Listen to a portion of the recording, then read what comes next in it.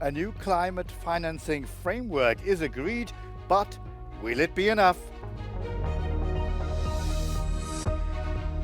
The EU foreign policy chief says UNIFIL has the strong support of the bloc after meeting the mission's commander in Beirut. A little-known populist takes the lead in Romania's presidential election, a surprise result that's rocked the country's political landscape. Protesters in Tbilisi accuse the government of election fraud at a rally ahead of the first session of the newly elected parliament.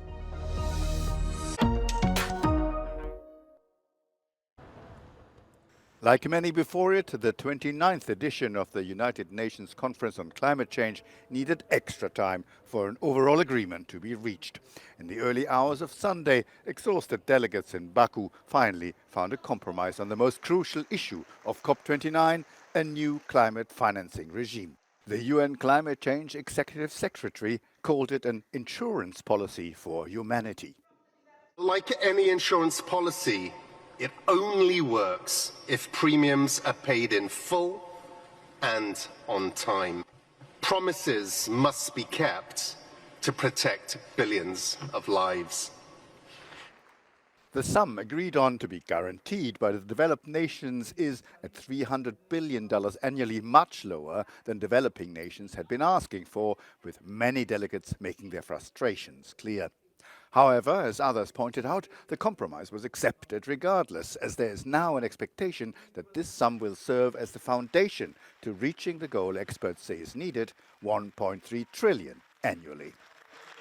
It was very important for the African group to have that number, 300 billion by 2035, as a floor and not a ceiling.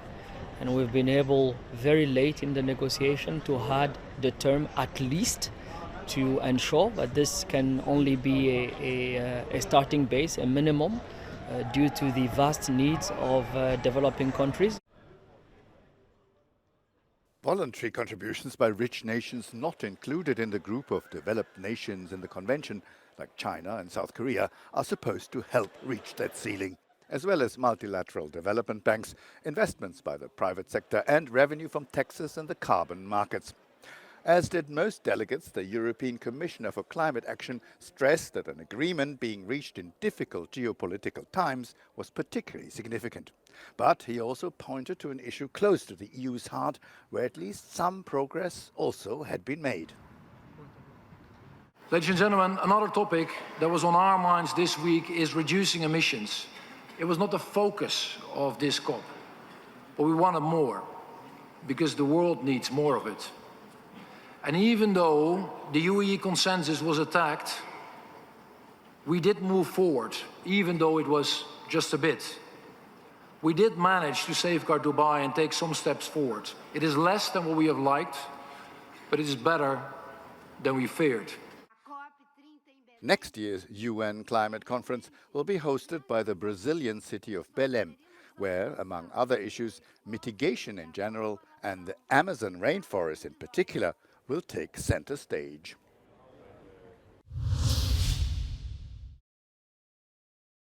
The EU foreign policy chief has said UN peacekeepers stationed in southern Lebanon have the strong support of the bloc after meeting their commander in Beirut.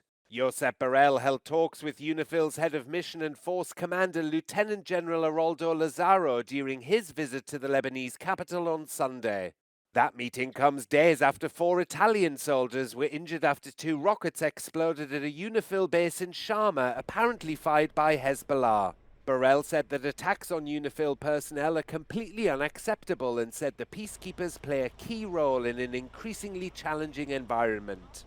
Meanwhile, Israel continued airstrikes on Beirut into Sunday night after Hezbollah fired around 250 rockets and other projectiles into Israel. At least 7 people were wounded in one of the militant group's heaviest barrages on Israel in months. Sunday's attacks in northern and central Israel came in response to deadly Israeli strikes in central Beirut on Saturday. Meanwhile, Lebanon's military says an Israeli strike on an army center in the southwest killed 1 soldier and wounded 18 others. Israel's military expressed regret and said its operations are directed solely against Hezbollah militants.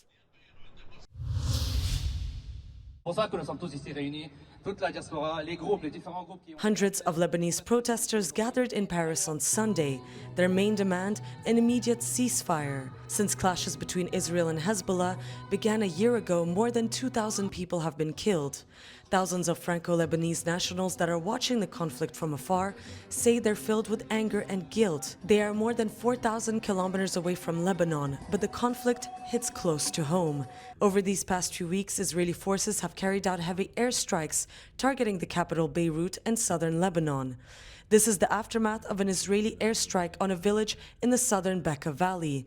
As a result, Mayed Sleiman's family home, shown in this video, is no longer habitable.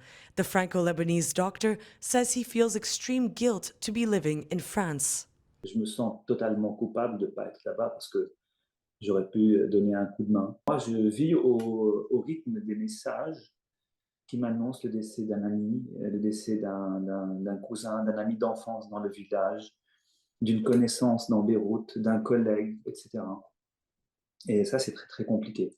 Many say their daily lives are governed by social media notifications, trying to find out if their loved ones are safe from the latest bombing. On passe beaucoup de temps à suivre l'actualité, bien que cela ne change évidemment rien à la situation sur le terrain, mais c'est un moyen effectivement de faire baisser la pression pour nous et de s'assurer à tout moment que nos très proches, en tout cas, n'ont pas souffert. C'est effectivement de suivre l'actualité de la façon la plus immédiate possible. Despite the conflict, many Franco-Lebanese nationals we spoke to don't want to move back to France. That's the case of this researcher who is going back to Beirut at the end of the month. Ma vie est là-bas. Vous savez, ce n'est pas facile de partir, même quand on est franco-libanais. Ma voiture est garée là-bas, mon appartement est là-bas, mon travail est là-bas. Je vais venir ici. Quand tu n'as pas tu faut rechercher du travail pour se réinstaller, il faut trouver un logement.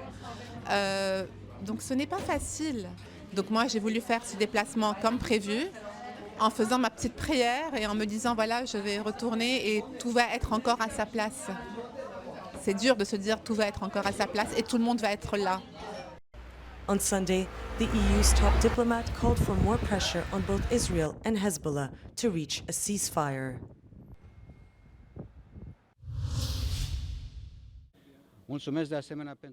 A little-known far-right populist has taken the lead in Romania's presidential election, a surprise outcome that's rocked the country's political landscape. Independent candidate Călin Georgescu is leading the polls with around 22% of the vote. Analysts say since he lacked a clear agenda, support for him appeared to be a protest vote against the establishment. Polling second is Prime Minister Marcel Ciolacu of the Social Democratic Party at 20%. He was widely expected to lead the first-round vote. Ciolacu said before polls opened that one of his biggest goals was to convince Romanians that it's worth staying in Romania. Elena Lasconi of the Save Romania Union Party was polling third with 18%. Casting her ballot, she also spoke about Romania's massive diaspora spread throughout Europe and said her priority was to make sure state institutions worked properly. George Simion, the leader of the far-right Alliance for the Unity of Romanians, took 14.1% of the vote. Pollsters expected him to face Ciolacu in December's runoff. Simion campaigned for reunification with Moldova, which this year renewed a 5-year ban on him entering the country. 13 candidates ran for the presidency in the European Union and NATO member country. The president serves a 5-year term and has significant decision-making powers in areas such as national security and foreign policy. The second round of the presidential vote will be held on the 8th of December, a week after parliamentary elections.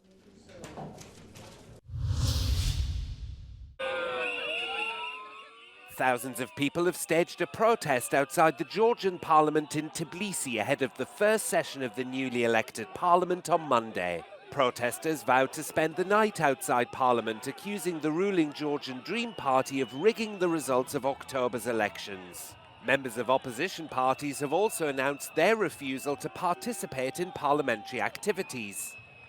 Protests will be going all night, and tomorrow they have to hear our voices that these elections have been rigged, and they don't have legitimacy of Georgian people, and they don't have legitimacy of international community. The round-the-clock protests follow elections on the 26th of October that kept the governing pro-Russian Georgian Dream Party in power. Opponents say the vote was rigged and suspect neighbouring Russia of election interference.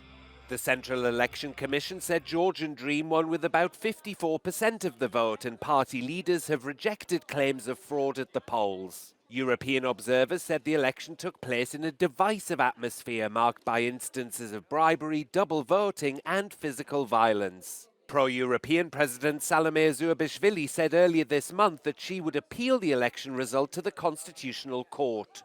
The EU suspended Georgia's membership application process indefinitely in June after the country's parliament passed a controversial foreign interference law. The party has also pushed through laws similar to those used by the Kremlin to crack down on freedom of speech and LGBTQ+ rights. One person has died after a cargo plane crashed into a house Monday morning near the Lithuanian capital as it was on its final approach for landing. Local officials say 3 people were injured and had been taken to the hospital after the crash. Police said 12 people have been safely evacuated while firefighters tackled smoke coming from a building close to the crash site. According to the Lithuanian Airport Authority, the DHL cargo plane arriving from the German city of Leipzig smashed into a 2-story home near Vilnius International Airport. Data from a flight tracking website shows the plane crashed an hour and a half after departure. Lithuanian authorities say investigation has begun to determine the cause of the crash.